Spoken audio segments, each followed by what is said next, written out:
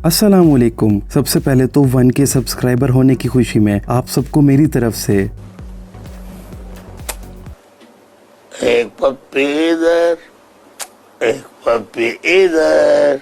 उम्मीद है आप सब खैरियत से होंगे। आज की वीडियो हमारे रैंडम फैक्ट्स की सीरीज का पार्ट 3 है, जिसमें मैं आपको पूरी दुनिया से रैंडम फैक्ट्स के बारे में बताऊंगा। आप इस वीडियो को एंड तक और गौर से जरूर देखिएगा। वीडियो को लाइक और शेयर कीजिएगा। ये वीडियो बहुत इंटरेस्टिंग होने वाली है और मुझे पता है इस वीडियो को देखकर आपका रिएक्शन कुछ इस तरह हो जाना है। Oh my God! Wow! तो चलिए आज की वीडियो को स्टार्ट करते हैं। आप लोगों ने प्रिंगल्स के बारे में तो सुना होगा। अगर आपका बचपन मेरी तरह गुजरा है तो यकीनन आप लोगों के पास भी पापड़ के अलावा कुछ और खरीदने के पैसे नहीं होते होंगे। मेरी माँ पापड़ बनाती, मैं भी बना सकता हूँ।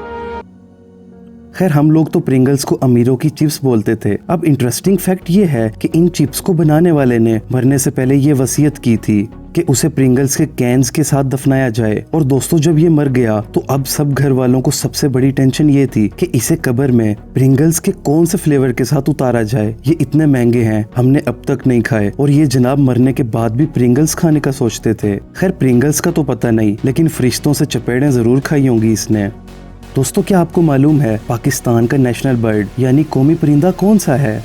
मालूम है तेरे बाप को मत सिखा। अच्छा फिर ये बताओ रिडोंडो बीच कैलिफोर्निया का नेशनल बर्ड कौन सा है? नहीं ना मालूम, तो मैंने भी अब आपको नहीं बताना।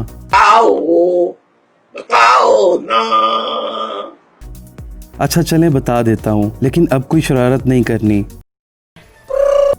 मैं क्या बोलूं अब। दोस्तों रिडोंडो बीच का नेशनल बर्ड जो है वो असल में बर्ड ही नहीं है, बल्कि एक बलून यानी गुब्बारा है। क्या कहा? जी सही सुना आपने, बर्ड नहीं बल्कि एक बलून है। 1983 में गुड ईयर ब्लिम्प नामी एयरशिप को रिडोंडो बीच का नेशनल बर्ड डिक्लेयर किया गया था। ये एयरशिप एक तरह का बलून ही होता है जिसमें हीलियम गैस भरी हुई होती है। ये एयरशिप आज भी वहाँ पर लाइव मैच और टीवी कवरेज वगैरह के लिए इस्तेमाल होता है। ये अंग्रेज भी पता नहीं कैसे कैसे काम करते हैं। दोस्तों ये तो आप जानते ही होंगे कि हमारी इंटरनेशनल लैंग्वेज इंग्लिश है, मगर क्या आपको मालूम है इंटरनेशनल स्पेस स्टेशन में कौन सी लैंग्वेज बोली जाती है?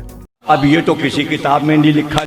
ISS यानी इंटरनेशनल स्पेस स्टेशन की ऑफिशियल लैंग्वेज रशियन है। दोस्तों जो भी एस्ट्रोनॉट स्पेस में जाता है उसे सबसे पहले रशियन लैंग्वेज को सीखना पड़ता है। इसमें क्या ऐसा है? नकवी साहब आपको शायद पता नहीं, रशियन लैंग्वेज बहुत मुश्किल है और एस्ट्रोनॉट्स को तकरीबन 8000 घंटे तक का टाइम लग जाता है रशियन लैंग्वेज सीखने में।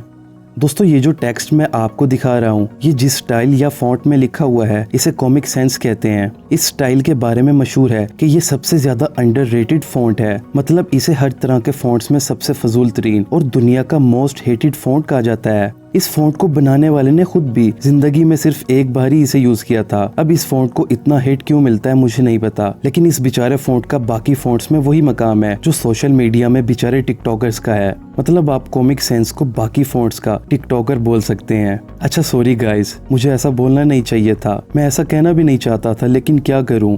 भैया मेरा मुंह से निकल गई, क्या बताऊं भाई। दोस्तों क्या आपको मालूम है 1908 में लंदन में होने वाली ओलंपिक्स में रशियन प्लेयर्स ओलंपिक स्टार्ट होने के 12 दिन बाद पहुंचे थे। ऐसा इसलिए था कि वो तब तक पुराना जूलियन कैलेंडर यूज करते थे और उन्हें इस मौजूदा कैलेंडर के बारे में नहीं पता था। 12 दिन बाद रशियंस को देखकर बाकी तमाम प्लेयर्स ने इन्हें 21 तोपों की सलामी दी होगी और सबका शायद रिएक्शन कुछ इस तरह रहा होगा।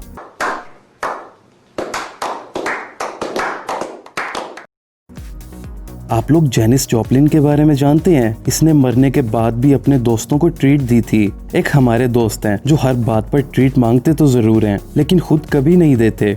इस अमेरिकन सिंगर ने मरने से पहले अपनी विरासत में $2500 इसलिए छोड़ दिए ताकि इसके मरने के बाद इसके दोस्त पार्टी कर सकें।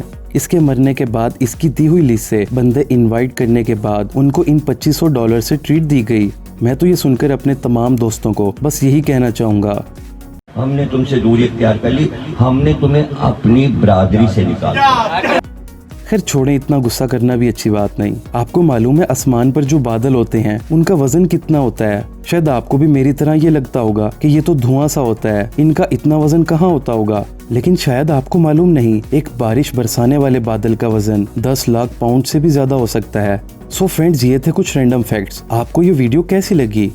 तोबा तोबा तोबा, थारा मूड खराब कर दिया। आई नो मेरी वीडियो इतनी भी बुरी नहीं थी। खैर फ्रेंड्स, आप मुझे मजीद मीम्स भी सजेस्ट कर सकते हैं, मैं उनको अपनी वीडियोस में ऐड करने की कोशिश करूंगा और मेरी फुल कोशिश होगी कि मैं ऐसी मजीद इंटरेस्टिंग वीडियोस लाता रहूं। तब तक आप सब अपना और अपने घर वालों का ख्याल रखिएगा। मुझे इजाजत दीजिएगा। खुदा हाफिज।